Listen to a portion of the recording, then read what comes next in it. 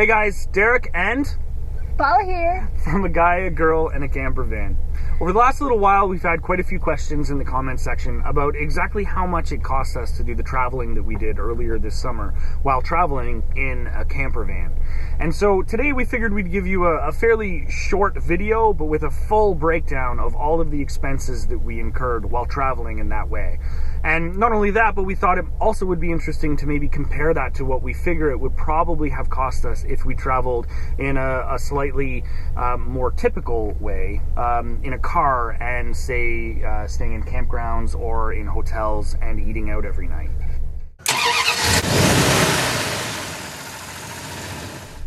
So we'll start off with our largest expense first, which was our transportation costs, essentially gasoline. That cost us in total $1,093, which is obviously a lot of money, but that's actually a lot less than I would have expected for the distance that we traveled and the number of hours we spent driving. Our next largest expense after that would be our ferry trips. That would probably fit in with the transportation, I suppose, as well. We spent money on 2 ferry trips in total. If you recall, we actually took 3 ferries, but the 3rd ferry was completely free because on our way to Prince Edward Island, they don't charge you. They only charge you on the way back. So the only ones we actually had to pay for were the short ferry from Labrador to Newfoundland, which was $39, and then from Newfoundland to Nova Scotia, where we actually were on the ferry for well over 10 hours and actually rented a cabin for the night so that we could get some sleep as well. That one cost us $651. So that's a total of $690. And on our way back from Prince Edward Island, we actually took the Confederation Bridge, the longest bridge in Canada and the world's longest bridge that crosses a sea of ice. That bridge cost us $46 is the toll on that. Our next largest expense after that was our lodgings. So we're kind of like a turtle, or a snail, if you will. We take our home with us. And so most of the time we were able to just sleep in our own bed and we didn't have to pay anybody to spend the night there. We spent a lot of time in Walmart parking lots and in other places where very kind people let us park for free.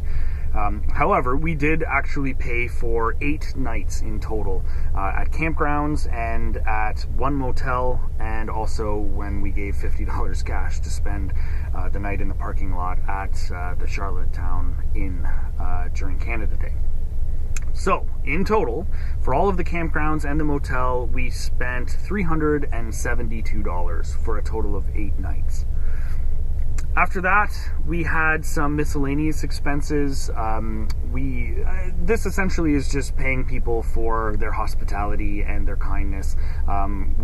Whenever we took our boat across to Stag Island in Nunavut, we gave some money to the Cree guide who was so wonderful to us and gave us so many hours of his time just to cover his gas and his other expenses for maintenance. We also paid the gentleman who took us to see the icebergs and the whales. We gave them a little bit of money as well just to thank them for their time.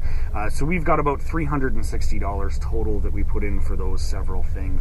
After that, we unfortunately had some unexpected expenses. By that I mean our tires and our spark plugs. That one, we ended up replacing 5 tires, including our spare, and all of our spark plugs and our spark plug wires and a few little odds and ends that went in with both of those. That came to approximately $700. Now, that's an expense that obviously we had to pay for it, so it counts, but it's also one that we would have had to pay for at some point in the future anyway. So it's a little hard to say that the trip itself cost us that money, but we did pay for it during the trip, so we're throwing it in. After that, all we've got left is our food and our drinks. Again, our food and drinks we would have paid for anyway, because obviously we have to eat every day. And we like to drink. Yeah, we've been known to have a glass of wine or two at night. And so that comes to a total of $721, which is essentially all spent at grocery stores and a couple of liquor stores along the way. We didn't eat out at all the entire time. We bought a few coffees in the morning, and we did buy a few drinks while we were out. We bought a number of drinks while we were out on Canada Day night, but we would have done that if we were in our home city anyway. So that came to $721 total. One other expense that we had along the way was a pretty small one, but it still counts, is about $16 in order to enter the national park while we were on the Cabot Trail in Nova Scotia. So all toll for our transportation costs, which includes the ferry and the gasoline, plus our lodgings, our food, our park fee, and the Confederation Bridge, we are looking at a total of $3,640. But if we were to have instead taken a car and stayed in hotels every night, that would have changed our lodging costs from $372 to $3,000 for 20 nights, assuming that we spent about $150 a night per hotel room, which frankly, it's pretty hard to do any better than that these days, even in a motel. If we were to go camping instead, which is obviously something that we're quite comfortable with, if we were to have just stayed in a tent every single night, that would have been, let's just say, about $35 a night. Sometimes you'll be lucky and get a campsite for $25, but often it'll be about $45. So at $35 a night for 20 nights is $700. So again, that is about, it's almost exactly double what we actually spent for our lodgings at $372. So either way, even if you go at the most expensive or the least expensive, we still cut it in about half.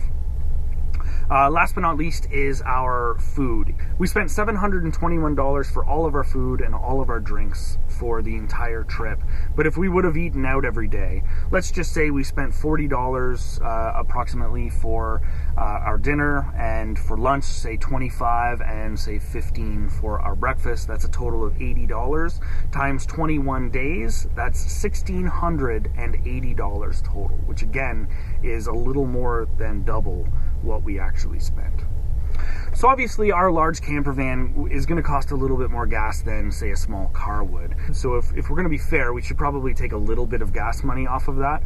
So even if we took $300 off of that and brought it down to $800 for gas money, which I think is still pretty reasonable for the amount of distance that we traveled, assuming that we spent the night in hotels every night and that we ate out every day, even with the savings that we would have on the gas money, we would still be looking at about $4,400 approximately extra that we would have had to have spent. So that's a pretty big savings. Our total was $3,640 for the entire trip, which means that if we would have traveled in a different way, still a road trip, in a vehicle, paying for gas the entire time, but just spending that extra money on lodgings and food, we would have spent double what we spent in this trip. So obviously not everybody has a camper van, not everybody is able to travel in this way, but for us, it was a massive savings, which is fantastic because we've spent a lot of time traveling in this year and a lot of time exploring our country, and if we weren't living in the way that we are, that's something that we wouldn't have been able to do, which means we probably would have never met, via our comment section, all of you. And that's something that we would never want to have to give up on. But for now, Paula's been busy in the kitchen making us dinner, and it smells delicious. So let's eat. All right. Hey guys, Derek here. Oh, right. And Paula! You forget about me! I know. Aww. How could I forget about you? Aww. You're never more than 12 inches away from me at any given time.